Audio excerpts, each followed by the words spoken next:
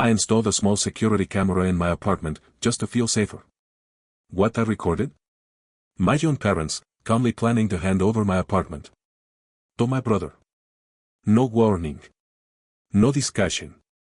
Not even a hint. They thought I wouldn't notice. They thought I wouldn't fight back. But instead of reacting, he documented everything. And I set a trap they couldn't undo.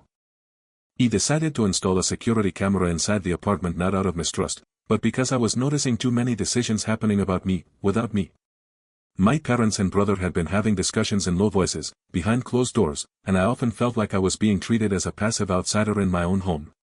What triggered me even more was noticing slight attempts to access property-related information, or conversations being abruptly stopped whenever I entered the room.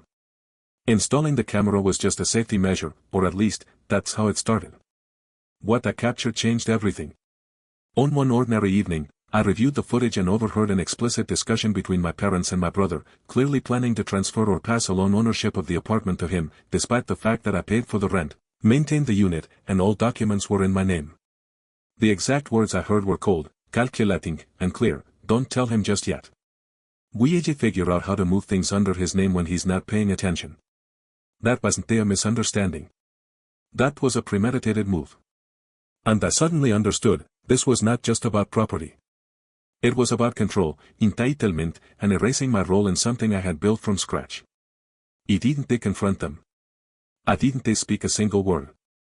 My first step was to secure the footage, back it up in multiple locations, and avoid any emotional reaction that could be used against me. I didn't want a scene. I wanted a record. Because from that moment forward, the situation shifted from personal betrayal to a legal threat. And I wasn't going to fight it with emotions.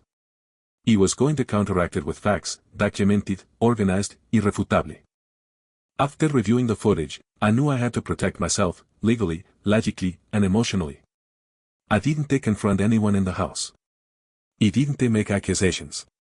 That would only expose my knowledge prematurely and trigger them to cover their tracks.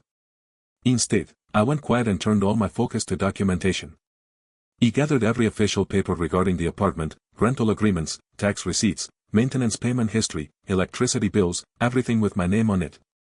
I scanned them, stored them digitally in 3 different locations, and ensured at least one copy was backed up offline. I treated this not like family drama but like a civil case in preparation. Then I reviewed the footage timeline and saved the key clips with timestamps and metadata intact. Those weren't just videos, they were evidence. I also involved one trusted friend, not emotionally, but operationally. I told them that in the event of any unexpected action taken against me, they would hold a complete file of documentation as protection. My goal was not confrontation. It was early defense. People around me were trying to manipulate perception to make me look irrational if I fought back. The only way to counter that was to avoid all emotional reactions and keep building a structured case. I wasn't seeking revenge. I was preparing for resistance. And I knew from experience, the louder you react, the less control you hold. I chose silence, not from weakness, but strategy. They were planning with emotion and entitlement. I was counter-planning with law and logic. The more calculated their actions became, the more calmly I responded by increasing my legal advantage, layer by layer. Manipulatives rarely attack head-on. Instead, they create environmental pressure, attempts to make the other person seem unreasonable. At home, I began receiving passive-aggressive remarks framed as concern or advice. Why do you really need a place like this all on your own, or your brother could use the space to resettle? These comments were not casual, they were strategic. The plan was to make me voluntarily give up space, so if anything escalated, they could say nothing was forced. I didn't argue or react. I simply observed and started keeping a journal, not an emotional diary, but a structured event log. I documented what was said, who said it, the date, and what followed. It created a behavior pattern over time. I also started talking to a mental health professional, not because I was overwhelmed, but because I needed to stay emotionally separated from manipulation. The goal wasn't to blame my family, it was to clear my head, stay calm, and continue thinking like a strategist. At the same time, I began scenario mapping. What if they asked me to leave? What if they made legal moves? For every question, I wrote up non-emotional responses backed by documents, not arguments. This wasn't paranoia, it was preparation. I had to be ready for outcomes, not surprises. As time went on, I noticed more of the same psychological tactics, making me feel selfish, planting guilt, or framing my refusal to share as cold behavior. But manipulation becomes obvious once it's mapped. I no longer reacted. It tracked. My job wasn't proving them wrong in the moment.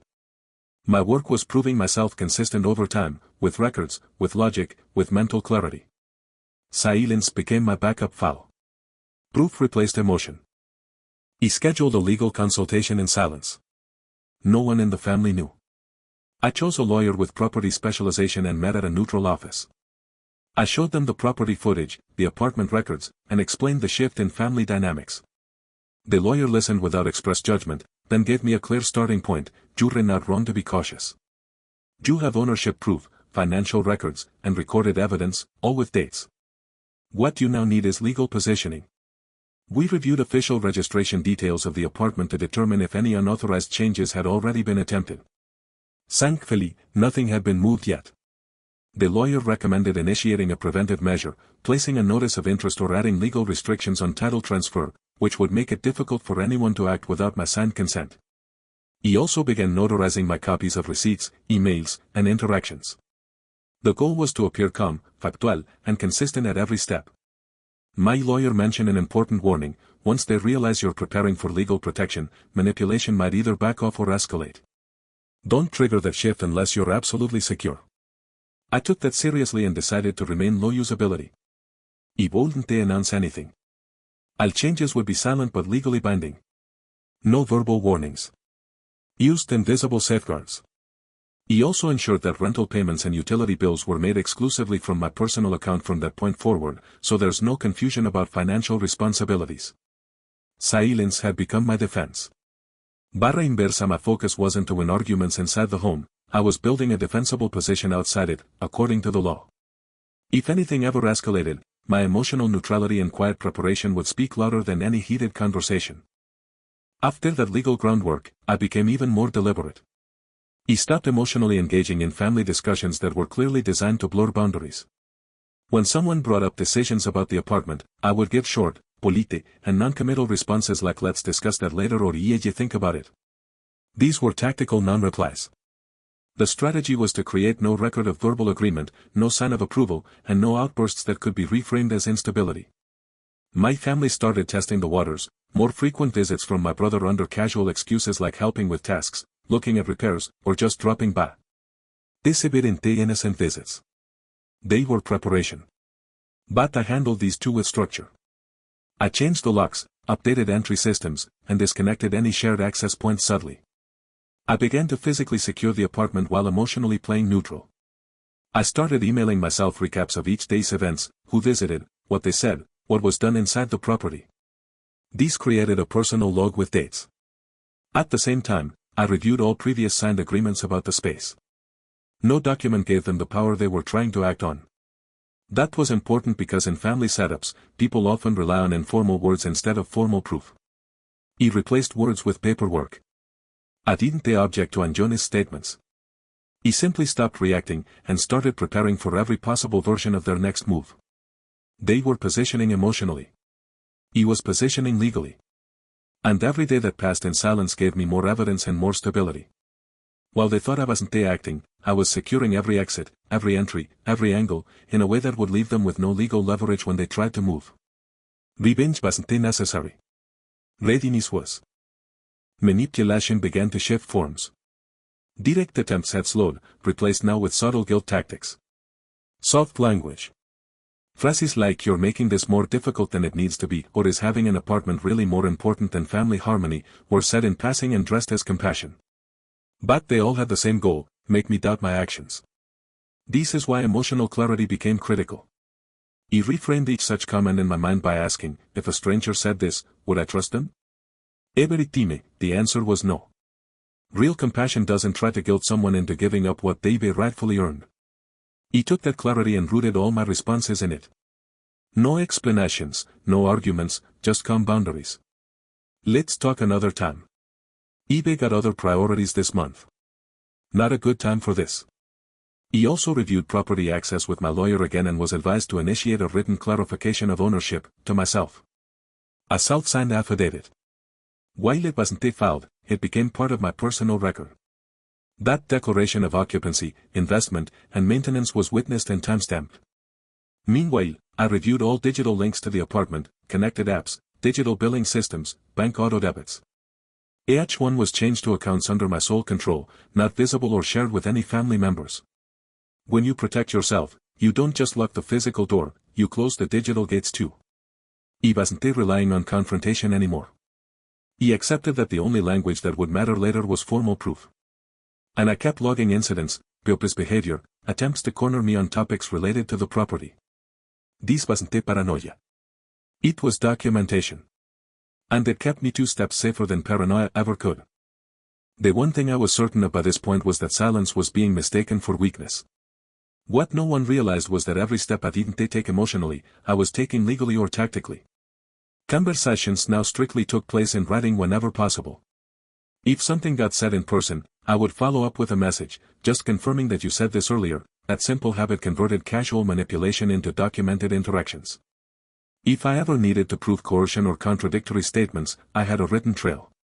I also started the habit of emailing myself summaries of what happened weekly. Not emotional reflections, just facts. Date, time, behavior, key exchanges. This weekly filing created continuity. Many legal claims fall apart when people can't prove consistency, only isolated events. I wasn't building a case, I was building an unshakable memory. While the family kept assuming I was simply confused or emotionally withdrawing, in truth I was removing emotional incentives and replacing them with procedural control. I reviewed my living arrangement, circled any verbal agreements that could later be exploited, and quietly ended them. For example, if someone cleaned a space in the house as a favor before, I now documented that they never paid rent, had no keys, and held no clear legal interest in the apartment. I took inventory, literally. I logged and photographed all my belongings and tagged valuables, should anything go missing. The more calm I stayed, the more they underestimated me. And that was useful. They weren't preparing for someone who had legal grounds. They were preparing for someone who would break under pressure. Instead, I became the one pressure couldn't touch. Everything was being tracked. And nothing was left to luck. By now it was clear that their strategy had shifted from pressure to confusion. Random decisions were being made around the apartment, changing small things, giving vague updates like we had someone check your plumbing or he might stop by next week to have a look. There was no clarity on who gave permission or why such changes were pushed through. This was not poor communication. It was a deliberate attempt to blur control. If I protested, they looked defensive. If I allowed it, it would establish a precedent that they shared ownership. My solution was structured disengagement. I wrote a formal message to my parents and brother, politely stating that all apartment-related actions, maintenance, changes, access, must be communicated via written request and approved through me for coordination. The tone was calm, but every word was precise. I kept the email short and neutral, but I copied it to my personal storage and labeled it First Formal Boundary. They did not respond directly, but the silence itself was data. It confirmed that they were uncomfortable having their intent placed in a documented format. People who are operating with hidden motives rarely want clarity. I also created a spreadsheet of all incidents, dates, actions, people, and my responses. This was not to build a case, but to maintain a timeline that showed maturity and leadership. Meanwhile, I ran a search on any property-related filings under my name or the building address just to ensure there were no attempts to alter ownership or file claims. Everything was still clean, which meant early action had worked. My focus now was to leave no space, no verbal silence, no documentation gap, that could be later used against me. Staying passive invites control. Staying precise shuts that door permanently. As time passed, the manipulation techniques slowly changed shape again. When pressure and guilt didn't work, they shifted to false concern. Random comments like "we're just worried you're isolating yourself" or "you're acting distant," it's not like you started to surface gradually. These statements were not about health or care. They were passive strategies designed to undermine my credibility without saying anything directly harmful. The moment I would say they're trying to take my apartment, they could respond by saying is paranoid or is stressed. I realized this was a psychological setup. Discredit first, then deny intent, and eventually frame my stance as unreasonable. So I shifted from just documentation to personal presentation. I consciously stayed calm, cooperative in routine settings, respectful in daily conversations, and consistent in tone. I avoided arguments at all costs, not because of fear, but to protect the reputation I was building with third parties, like my lawyer or any future mediator. If things ever escalated publicly, I needed my behavior to reflect self-control and logical consistency. I also followed up once again with my lawyer, providing an updated set of logs, entries, and communication threads. The lawyer clearly stated that the best defense against manipulation of perception is a documented timeline that shows logic, not emotion. He added a single sentence I repeated to myself regularly: don't just be right, look consistently right. That meant no emotional inconsistencies, no texts written in anger, no accidental voice notes or sarcastic replies. Every message I send now passed through a personal filter. If this were shown in court, would it help or hurt me? All answers had to serve the case. He wasn't responding to manipulation anymore. He was dismantling it silently through steady, mature behavior paired with undeniable records. My silence was now layered with strategy. He began reviewing every aspect of my digital footprint. Phones, emails, shared cloud folders, and even old group chats where apartment matters were casually discussed, all of it was re-examined. Sometimes manipulation doesn't require strong tactics, it only needs carelessness from the other side. If I left backdoors open, like shared notes or old shared apps, they could be used to claim joint planning or shared rights. He wasn't going to let that happen. Every file related to the apartment was now moved into secure private folders. Joint group chats with the family were minimized or archived, especially those where humor or joking could be misinterpreted later as consent or approval. He went through every shared service, Netflix, groceries, power bills, and disconnected personal payment sources from anyone else's access. The idea wasn't the isolation. It was separation. The kind that can be proven if needed. He also scheduled quarterly account statements to be downloaded and saved offline. If I ever had to demonstrate financial responsibility, I would be ready. On the same note, I carefully reviewed voice messages and deleted any past reactions that could be taken out of context. Emotional responses, even if justified, can damage a logical case. In the meantime, I updated a document I called Control Summary, a single dashboard of who had what access to things tied to the apartment. This included financial, physical, legal, and emotional access. The result was clear: no one had legal authority to act on my property without confronting my paper trail. He no longer feared confrontation. He just had no need for it. Letting people assume I was unresponsive gave me space to secure things without challenge. They prepared for chaos. He prepared for court readiness. That's why I was winning, even in silence. What made the manipulation more complex was that it was wrapped in familiarity. These were not strangers. These were people I had grown up trusting. That emotional history is what makes family-based moves hard to detect and hard to resist. But emotions are the easiest thing to weaponize, especially when you're the only one showing restraint. I recentered all my focus back to principle, proof, process, audiencia. He practiced this in every response, even if it was something simple like refusing a casual dinner that I sensed was a setup for conversation I didn't want to have. I kept repeating short, polite lines like "I'll pass for today" and kept the tone neutral.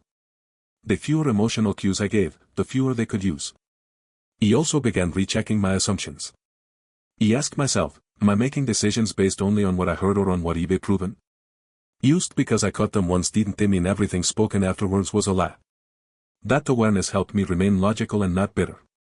You cannot win something like this through anger because anger gives them reactions to work with. He gave nothing, not through words, not behavior, and not weakness. At the same time, I maintained my own life outside the home. Friends, work, and hobbies were a part of my balance. He could not let their silent work consume the rest of my identity. Living a parallel, healthy life may not stop someone's manipulation, but it makes sure you don't become its prisoner. Every progress I made on the boundary front was matched by progress in my own peace of mind. They were trying to move pieces like it was a family board game. He was already playing chess, in the real world.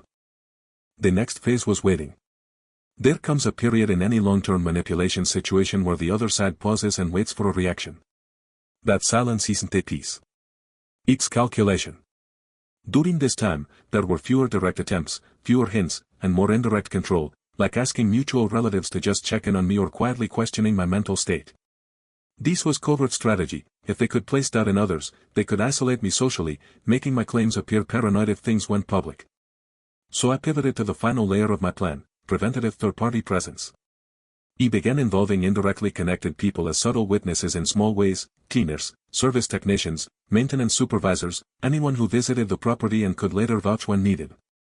He also started organizing all documents into a legally formatted bundle, so if push came to litigation, no scrambling would be necessary. He called it my pre-case brief, not because I planned to file anything yet, but because long-term protection requires short-term readiness. There is no value in proof jewelry too emotional to manage. He chose intentional calm. He researched similar legal cases where family disputes turned into property battles, and I studied the patterns. Emotional exposure always weakened the legitimate party. That would not be me. He allowed myself no impulsive reactions, no midnight texts, and no warnings given to them. He let their silence continue. And I allowed my strategy to mature behind it. This stage wasn't about new defenses. It was about showing no emotional cracks at all. The more still I looked, the stronger my foundation became. It wasn't battle time. It was fortifying time. And my position couldn't be shaken, not publicly, not legally, not emotionally. Eventually, they made their move. It wasn't direct, but it was clear. My brother casually mentioned during a conversation that things might be easier if the apartment was in his name, followed by a generic comment from one of my parents like, it would be better as part of long-term family planning. The language was vague on the surface, but I already understood the intention. This was the moment they had been waiting to initiate, and it was calm, pre-rehearsed, and designed to look like a harmless discussion. He didn't react. He asked a single question back, is this something you're formally requesting, or having a general conversation? That froze the moment. It forced them either to declare it openly or back away. They chose retreat. From that, I gained confirmation of two things: one, that their intention hadn't died; two, that they still feared making it formal. He followed up that day with a notation in my personal log, describing the event word for word, and sent myself an email summary. He updated my lawyer. He didn't interpret. He didn't speculate. He framed everything with exact quotes and specific timestamps. Every calm response I gave them acted as pressure. Because when manipulation doesn't trigger the chaos it's designed for, it starts to weaken. If I had reacted with emotion, they have material. Instead, I created psychological resistance wrapped in legal readiness. The more rehearsed their statements became, the more exact my logs became. He wasn't interested in proving them wrong anymore. He just wanted a pattern so strong and well documented that even if this escalated to a court or mediator one day, there would be no confusion about who was organized and who wasn't. My strategy was now automatic. My boundaries were measurable. Their silence was just part of the timeline now. Following that conversation, I realized the emotional stage was over. No one was going to attempt direct manipulation anymore. Everything would be executed through silence, tactics, and maybe even legal blind spots if I wasn't paying attention. That's why I focused on refining all my documentation into legal-grade evidence. Every receipt I ever paid related to the apartment, electricity, water, home repairs, rent, maintenance, I organized into a folder, uploaded to cloud storage, and created certified date logs. I prepared notarized statements detailing dates of occupancy, direct financial contribution, and communication attempts. Then I compiled a witness list. Not friends or family, neutral third parties who had seen me in control of the apartment and could vouch, if needed, when asked factual questions. This included delivery people, repair workers, even neighbors. The aim wasn't to make a case but to prevent the other side from being able to. He also began preparing for worst-case outcomes by rehearsing future conversations ahead of time, mentally scripting calm, factual replies to any demand or legal notice that might be sent my way. He wrote out exit language, should I ever need to defend my stay or assert my ownership without confrontation. He removed expectation from my mind entirely. No hoping for change. No battle for fairness. Only legal clarity and emotional strength. He studied similar cases in court archives to see what families often got wrong when real estate came into conflict. The pattern was always the same: emotional triggering, lack of preparation, and poor record keeping. He now had all three guarded. This wasn't about getting revenge or exposing anyone. It was about staying solid so that when unpredictable behavior returned, it would break itself against a system they already secured, not me. Now, nothing would catch me unprepared. The final stage was clarity, both internal and external. He stopped monitoring them for signs. He no longer needed to predict their next move because I was prepared for any. And that changed everything. Emotional coldness from them? Prepared. Unexpected paperwork or inquiries? Prepared. Silent treatment or guilt tactics? Prepared. My situation no longer needed constant tracking. The work had been done. My records were built. My position was protected. Every system that could be manipulated had already been isolated, digitally, legally, and emotionally. He began to focus less on the threat and more on my peace. He maintained minimal communication without hostility. He offered no resistance unless it entered formal territory. My lawyer was on standby. My documentation was streamlined for access. Mentally, I had detached the apartment from family politics. I stopped viewing the space as a symbol of power or validation. It was now a neutral property that I legally managed and emotionally disconnected from. That gave me full leverage. I learned that manipulation doesn't end through confrontation, it fades when it has no fuel left. And that fuel is most often attention, reaction, or weakness. By giving none, I left them with no opening. Every attempt to trigger my fears had failed. Every method of guilt had met composure. I achieved control not by overpowering them, but by removing their influence over my decisions entirely. If conflict happened in the future, I would engage it legally, not personally. What began as betrayal ended in structure. What started with deception concluded with defense. They attempted to play a quiet game of power. He replaced the board with legal precision. And in doing so, regained what matters most, control without chaos, peace without permission, and a documented truth no one could deny or rewrite. Sometimes, the real victory is not letting yourself lose, even if the other person wins with a lie. If you've ever felt something like this, please let me know in the comments. I read every comment.